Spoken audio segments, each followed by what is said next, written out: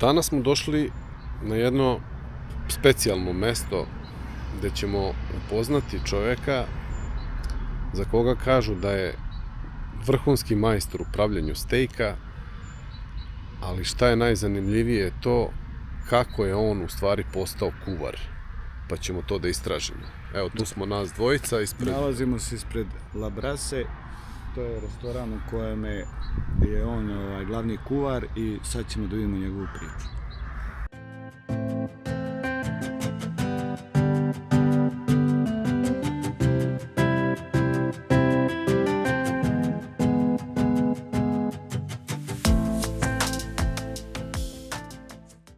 Ja, posle završenog fakulteta sam došao u Novi Sad 2007. godine. Nisam se bavio ugostiteljstvom nikad, ni spremanjem hrane ikakve, nisam ni znao. Volio sam kafane, hranu i to, kao i svi ljudi, to je normalno. Međutim, taj neki prelomni period se desio 2010. godine, kad sam se zaposlio u jednom restoranu, koji je tako posvećeno pristupao namirnicama. A već si bio završio fakultet? Tako je, da.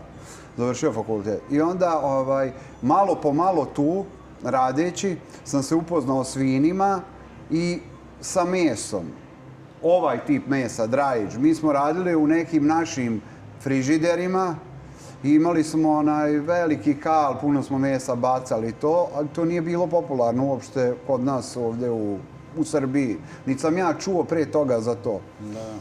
Da. Kad bi se malo vratili za vreme školovanja, studiranja, ja sam posjećivao radne kampove u Evropi, gdje smo mi spremali zajedno za sve volontere hranu.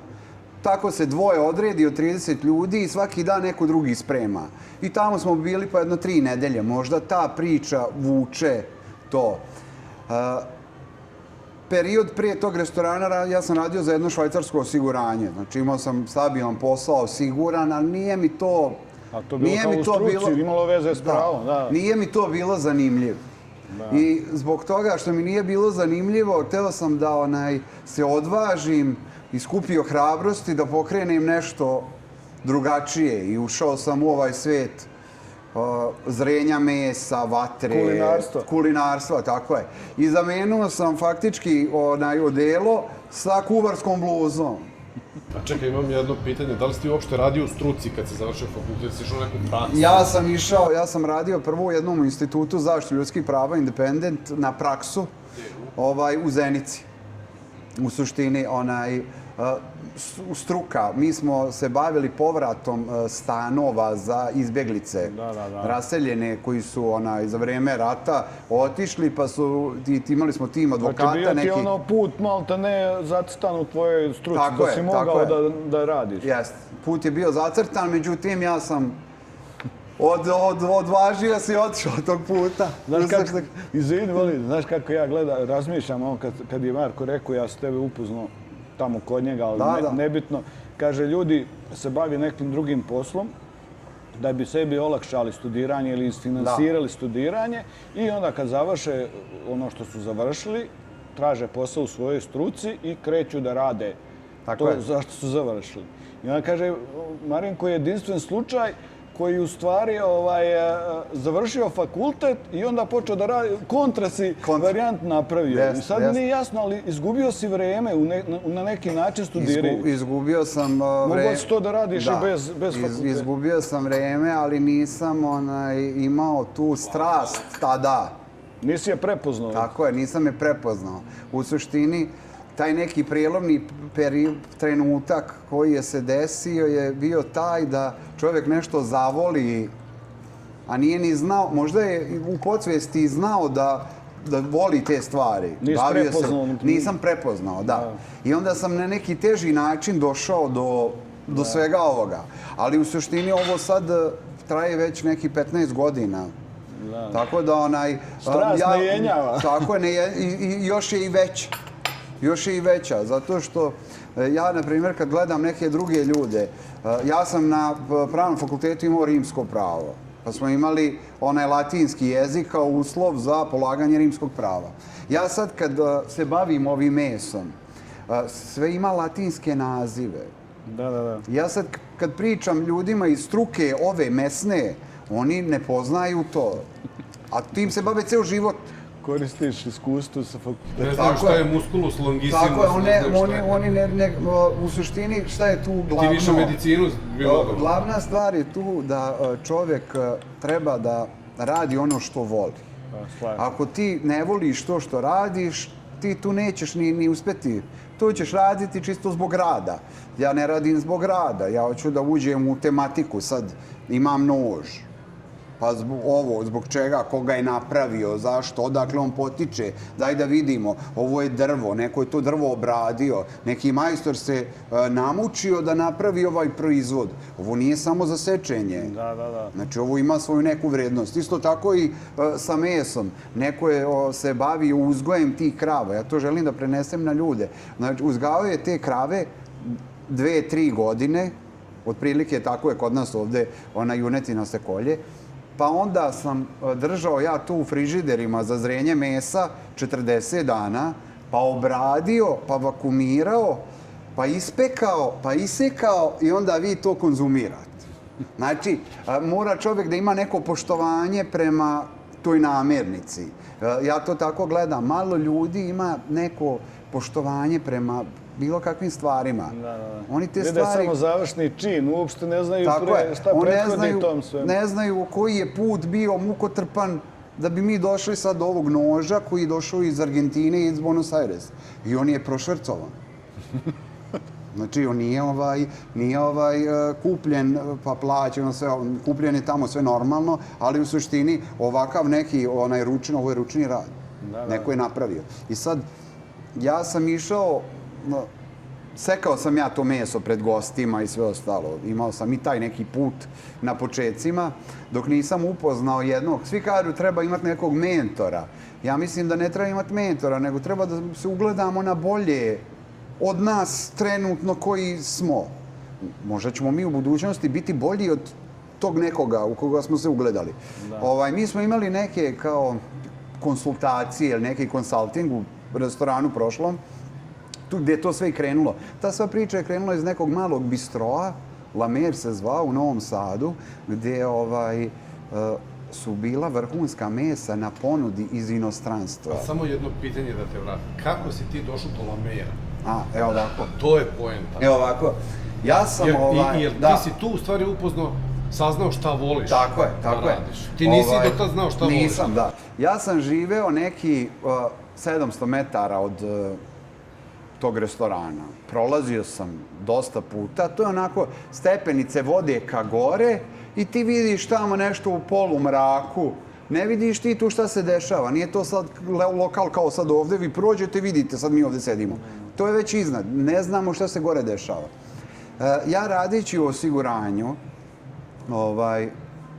sam prelazio iz neživota u život, sad da skratimo priču, sam tražio da radim još neki dodatni posao vikendom.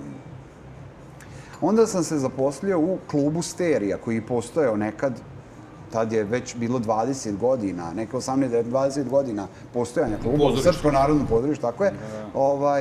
I radio sam tamo vikendom.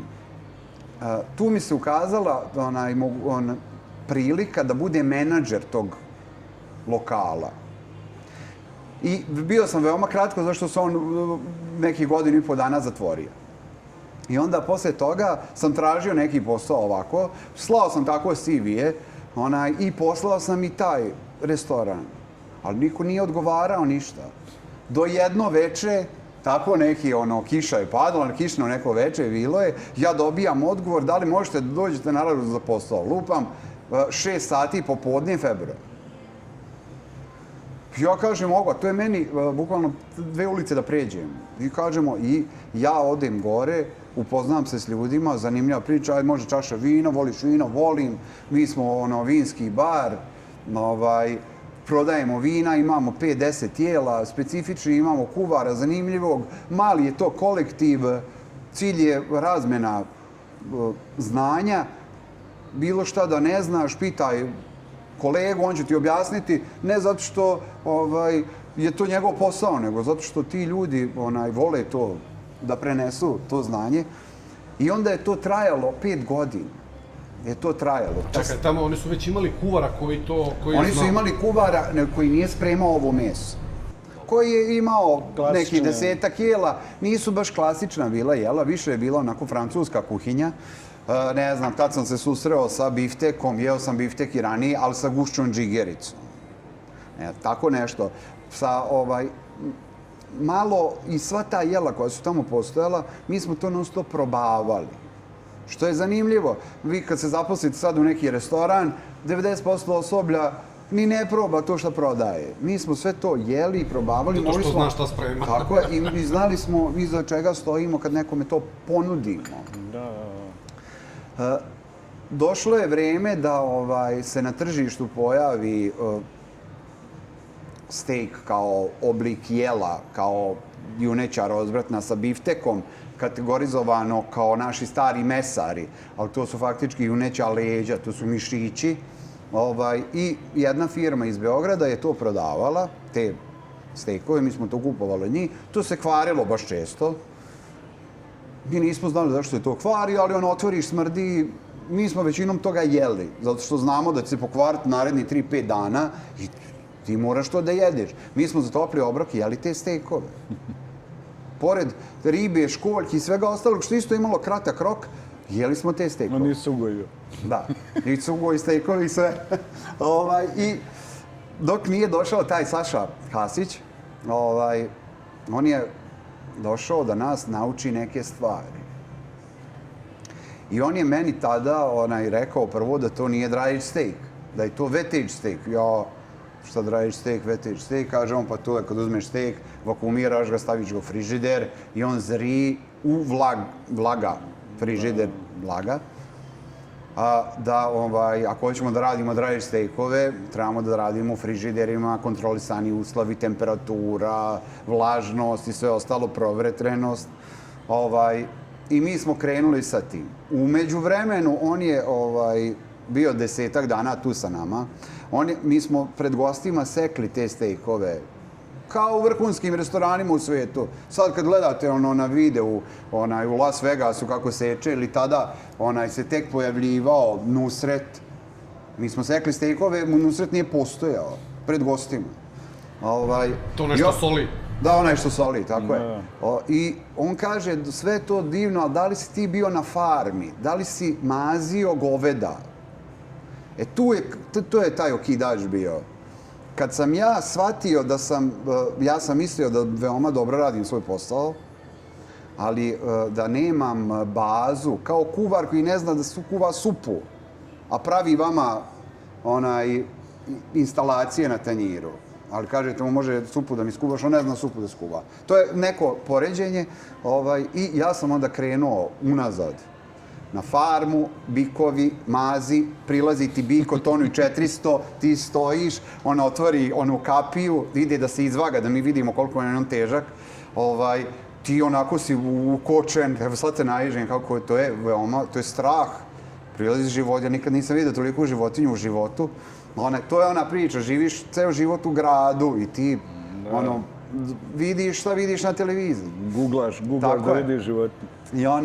I onda je krenulo to sa uzmi seno koje jede ta krava, pomiriši, da vidiš šta je, da je to neko bilje začinsko, pa kupi celu kravu, pa otiđi u mesaru gdje će oni da je isporcijaju, da vidiš kako to izgleda, da bi ti se upoznao sa cijelim procesom od životinje koja pase travu do parčeta mesa koje je u tanjiru. Do kuvanja ja sam imao to preznanje sve. Do momenta kad se pravi. Da. Ali... Tako da to je neka ovako skraćena verzija. Šta je tu tebe sad fasciniralo u stvari? Mislim, ti si sad tu došao u taj Lamer i počeo da se srećeš sa tim jelima za koje nisi ni znao ni da postoje, ni šta su, ali kako se tu ta ljubav stvorila prema kuvanju? Ta ljubav prema kuvanju se stvorila tako što su gosti iz straha prvenstveno. I kako da ja sad to znanje prigrlim. Meni su gosti ispitivali. A ja kao neko ko je studirao pravni fakultet i koji ima međunarodno javno pravo, 1300 stranica, kad te neko pita nešto, ti to moraš da znaš. Da ti ne možeš tu da izmisliš što je pravo je kategorija veoma striktna, to su činjenice. Kao egzaktna. Egzaktna nauka, tako je. Ti tu ništa ne možeš svojim riječima da, ako ne znaš tačno, znači da ne znaš. I sad čovjek me pita kako se pravi tatar biftek. Zašto se zove, kako se dobija gušća džigerica. Te sve neke stvari ja nisam znao. Ja sam ulazio u kuhinju non stop i pitao kuvara kako, šta i bio sam veoma dosadan u tom svom... A sve čekam pojentu da ti je da tu bi ljubav. objasnio drugima. Da bi objasnio drugima, da bi ja... Znači, hoćeš da kažeš da ti iz straha da nešto ne znam, ti si tu učio.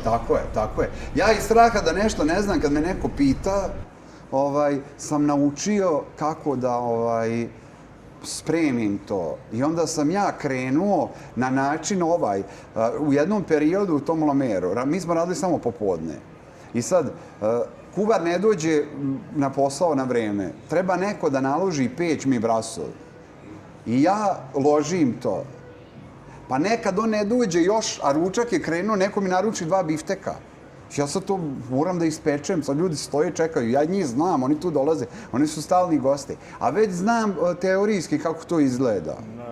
I onda je krenulo se malo, u suštini, to je sve iskustvo, praksa. Što duže spremaš, brže ćeš da naučiš. Nema što biti drugo zbog toga. I ja sam na taj način to prigrlio. Posle, sljedeći projekat, Vrh Steakhouse, isto sam bio menadžer. Vratio sam se sa mora, morao sam da otpustim sve iz kuhinje. I radio sam samo ja i žena jedna pomoćni radnik. I tu sam dobio tu brzinu. I samopouzdanje. Tako je. U suštini samopouzdanje je tu glavno. Ako čovjek ima samopouzdanje i zna kako se nešto sprema, on će tu raditi na pravi način. Na tom projektu bio sam možda isto tako neki 1,5 – 2 dana. Posle toga, 3. projekat, vraćamo se u taj Lamer, ali pod novim nazivom, novim vlasnikom. Gdje od početka do kraja pravimo restoran, sedimo 2 mjeseca, kuvamo jela prije nego što se otvorio lokal. Svaki dan smo spremali i tu pastu, i taj rižoto, i tu ćuretinu, i te bruskete, i pekli meso. Svaki dan... Trening u stvari. Tako je. Da se obučimo svi, iako ja to nisam trebao da spremam. Ja sam bio vamo u sali.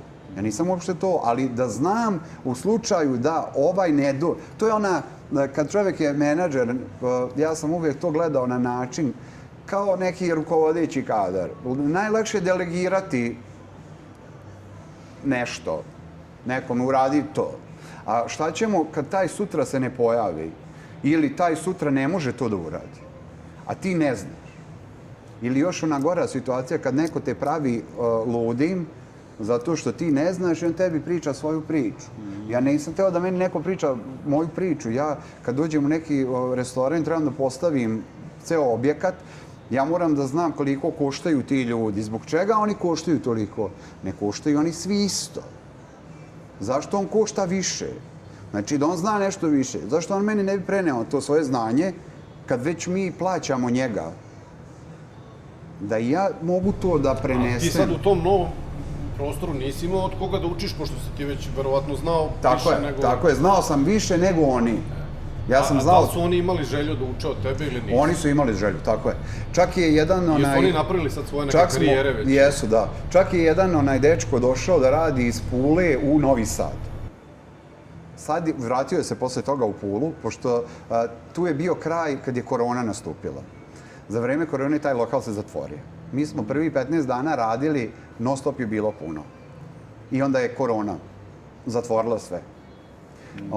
I on je uznapredovao u svojoj profesiji, vratio se u Pulu i tamo je veoma uspešan. Tako da u suštini svi ti ljudi koji su na način teži došli do nečega, znao je da isfiletira po 500 sardina dnevno Znači, a sad, i to sve sa prstom, ima tehnika, znači ja to nisam video nigdje ovdje kod nas, zašto mi tu namirnicu ne koristimo, ali na moru se koristi veoma često i ti moraš to da znaš. Tako da sve ide na teži način stekne neko znanje, on veoma dobro zna to. Nije da to zna površno. Nije molako palo. Nije molako palo. Namučio se. Jeste. I onda posle toga, posle te korone sam došao ovde. Evo, 6. godina, ništa ovo nije redalo ovako. Sve je bilo drugačije, manje, nismo čak imali ni razrađeno. Ovi frižideri, bilo su 2 frižidera. Ja sam došao ovde njima da pokažem, kad su kupili ta prva 2 frižidera, kako da obrade meso i ubaci u frižidere. I oni su to zrili, vakumirali u komore i čuvali tako, nije bilo neke prodaje toga. Sad imamo 9. Zbog čega imamo 9? Zato što se nešto uznapredovalo. Ali stvarno je tako. I mi u suštini nemamo tu konkurencije više. Ja kažem ljudima, ti kad nešto savladaš i radiš pošteno, to je najbitnija stvar. Ja ne želim da budem najbolji, uvijek će biti neko bolji. Ali hoću da radim pošteno, hoću da radim hrabro i sve ono što sam kroz teži način stekao, da to prenesem na nekoga drugog. Ja nisam kao kuvari moje generacije. Ovi sad mlađi hoće da prenesu znanje. Nisam da neću da kažem kako se nešto pravi. Pa mislim... Ja hoću sve da, hoću da prenesem svo znanje. Sad ovdje kad god dođe neko kako se sprema, ja sam neki dan imao tu Kineze, ja sam njima ispričao kako da peku stejk kući svojoj, pa onda sam im ja ispekao. Oni su se ljudi oduševili, kaže, nikad u životu nismo doživjeli da neko, pre nego što nam je dao da jedemo, nam je ispričao kako se to sprema. Ali to su neke stvari. Čovjek kad voli ono što radi, on ima tu pasiju, on ima tu ljubav da prenese znanje. Pa znaš šta, da ti iskreno kažem, glupo je da ljudi, kako bi uopšte napredovali ako bi ti tajio svoje znanje. Tako je. Zašto bi nekome bilo potrebno isto toliko godina koji tebi da dođe na tvoj nivo? Zašto mu ne ubrzaš? Jer u stvari to je način da se napredio, da se ide napred. Ja ne razumem ljude koji kao da će večno živiti, kao da je sa njima sve završava i sad mi nećemo nikom ništa da kažemo moje tajne, onda onome treba da prođe čitav život da to...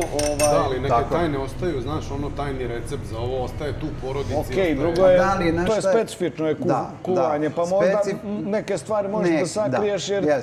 Mislim, ja ne vjerujem da će nam Marinko danas otkriti svoju glavnu tajnu. Nećemo otkriti glavnu tajnu, ali u suštini Mislim, nama i može otkriti. Neke stvari čovjek treba da prenese na druge ljude, da bi oni mogli isto tako da uživaju u tome kao i on. Ja kažem, ako ja uživam da jedem stejk, ja moram da prenesem na tebe emociju i znanje svoju, da bi ti znao da uživaš u tome. Ja ako ne prenesem to na tebe, meni je cilj da ti to spremiš kući. Mi imamo u tradiciji ovdje na Balkanu da jedemo meso. To je nama u genomu. Znači, mi nemamo u tradiciji da jedemo tajlandsku hranu, kinesku i tako dalje. Nama je u suštini daj nam meso na vatri, okupi se porodica, to je veke vekova bilo. Imamo svinjokolje. Znači, kokoljemo svinje, pa se peče, pa se kuvaju čvarci, pa... Imamo ražanj, imamo roštilj, imamo kotlić. Tako je, imamo sve to i to ne radi jedan čovjek pa to sprema i sam on to jede, nego se okupi porodica, prijatelji. Znači, to je neki vid druženja ovdje kod nas. I mi trebamo to da... Samo, ja bih tu nešto dodao. Mi imamo tradiciju što se tiče mesa, ali šta sam ja, recimo, primetio, da u Srbiji jako malo ljudi zna kako stejk treba da izgleda, šta je... I kad nešto probaju, ako odu u restoran koji to ne zna da spremi, a ima ga u meniju, oni probaju stejk i kažu šta, oni ništa specijalno. A u suštini, po meni, ne postoji kvalitetnija hrana od stejka. To je najkvalitetnije meso. Inače, junetina je super hrana kao avokado, kao gušća džigerica. To je super, jedna od namirnica koje su najpoželjnije u našem organizmu. E sad, Nije kao svinjetina. ja bi sad da se ja preobučem. Dobro. Pa da ti nama pokažeš tu tajnu. Tako je. Da se ja sad iz ovog Marinka Krsmanovića, da prijeđem u drugog Marinka Krsmanovića, tako je, i da ja donesem i napravimo tu jednu prezentaciju, poslije ćemo to da ispečemo, od početka do kraja, da ljudi koji će možda ovo pogledati mogu da nešto nauče. Da im bude korisno. Tako je. To je cilj ovoga. U suštini cilj jeste ne samo promocija, nego da nešto se iz toga nauči. Ja bih rekao, imamo dva cilja. Jedan cilj je da nauče šta je pravi steak, a drugi cilj je da shvate zašto je važno da prepoznaš u sebi zašta si i da se tome posvetiš. Iako ti kao neko ko te predodredio, kao ja što sam išao na elektrotehničku školu, moj otac hteo da ja budem inženjer. To je za vreme bivše Jugoslavije, dete, odmah čim se rodi, šta će da bude. I upisao me elektroškolu. Šta će biti drugo nego električar? Ja sam završio elektroškolu i upisao pravni fakultet. Ja sam bio jedini na pravnom fakultetu iz elektroškole. Ljudi su me gledali čudno, kakve veze. Ti si pravnik i električar. Tako je, pravnik i električar, elektrotehničar, elektronik. Bavim se kuvanjem. I bavim se kuvanjem. Neverovatno. Tako da u suštini, ništa. Sad ćemo ovo da zarotiramo, može? Može.